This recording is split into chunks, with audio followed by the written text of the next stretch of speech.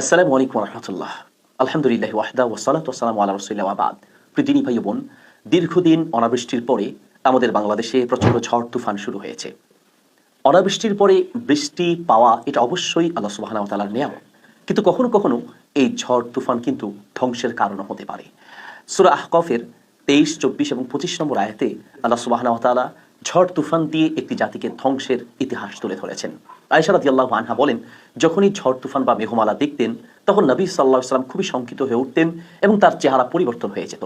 আয়েশা রাদিয়াল্লাহু আনহা প্রশ্ন করার পরে নবী সাল্লাল্লাহু আলাইহি ওয়াসাল্লাম বলেছেন যে একটি জাতিকে আল্লাহ সুবহানাহু ওয়া তাআলা এই ঝড় তুফান দিয়ে ধ্বংস করেছেন। সেই জাতি ছিল আদ জাতি, যারা আল্লাহ সুবহানাহু ওয়া তাআলার নাফরমানি করার কারণে এবং অমার্জনীয় তাদের অপরাধ, জুলুম, শিরক এবং অন্যায়, বিভিন্ন অবিচার ইত্যাদি কারণে আল্লাহ সুবহানাহু ওয়া তাআলা সেই জাতির উপরে গজব বা ধ্বংস নাসিল করেছিলেন।